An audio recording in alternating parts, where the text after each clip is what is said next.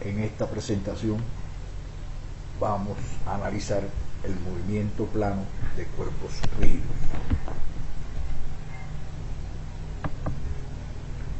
Siempre que se quiera estudiar el movimiento de los elementos mecánicos que componen un mecanismo, es importante saber resolver problemas de cinemática plana de cuerpos rígidos. Los objetivos que perseguimos en este análisis son los siguientes: analizar el movimiento plano de los elementos componentes del mecanismo corredera, biela, manivela. Segundo, saber los pasos para realizar el cálculo de las velocidades y aceleraciones de los diferentes elementos.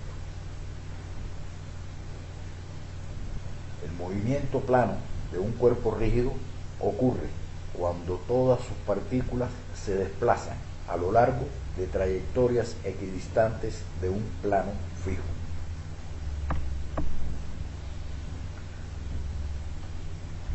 Hay diferentes tipos de movimiento plano, tres fundamentales: traslación, rotación y movimiento plano general. Vamos a analizar cada uno de ellos. Traslación. Los movimientos de traslación pueden ser rectilíneos o rectilíneos. Traslación rectilínea si las líneas de trayectoria de dos puntos del cuerpo rígido se mantienen paralelas durante el movimiento. Traslación curvilínea si las líneas de trayectoria de dos puntos del cuerpo rígido describen líneas curvas equidistantes durante el movimiento.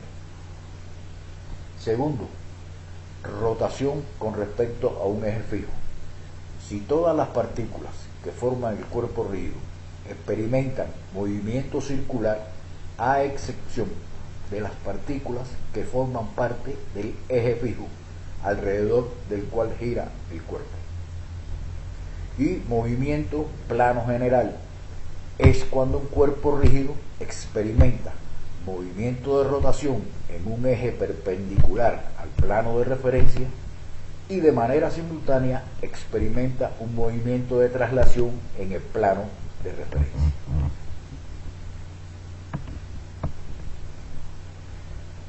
Vamos a analizar un ejemplo de este movimiento.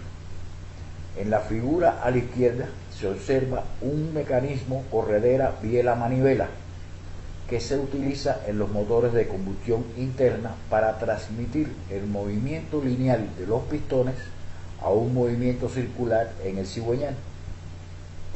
A la derecha hay un esquema en forma horizontal de este mecanismo, donde se indican las velocidades de los elementos que componen en una posición determinada. Para la posición que está en la figura tenemos señalado VA y VB, las velocidades en los puntos A y B, y omega 2 y omega 3, las velocidades angulares de los elementos 2 y 3, en este caso la biela, la número 3, y la manivela, el número 2.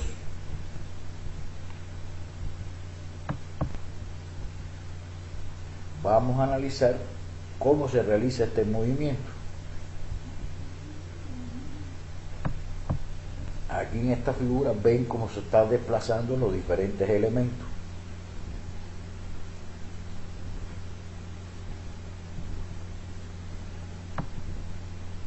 Se puede observar que el elemento color café, en este caso, esa es la corredera. En el sistema que estamos analizando corresponde al pistón. El elemento verde sería la biela y el elemento azul sería la manivela. Observando este movimiento nuevamente, vemos la trayectoria rectilínea que hace el pistón, la trayectoria circular o movimiento circular que hace la manivela y el movimiento de rotación y traslación que hace el elemento 3, que en este caso sería la biela.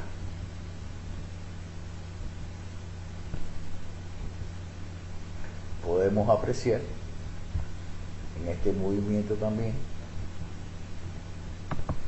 cómo ocurre desde un punto muerto inferior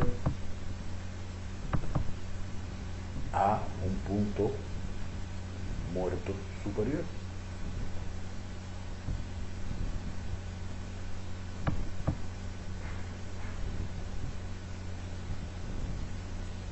Ahí podemos observar movimiento nuevamente. Y por último, vamos a determinar los pasos para determinar el movimiento plano.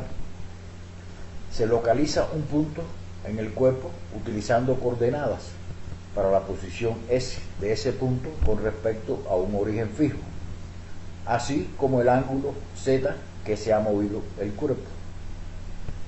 Por geometría o trigonometría se realiza una relación entre la posición y el ángulo, de forma que se calculan las velocidades lineales y angulares v y omega derivando las ecuaciones de la posición S con respecto al tiempo.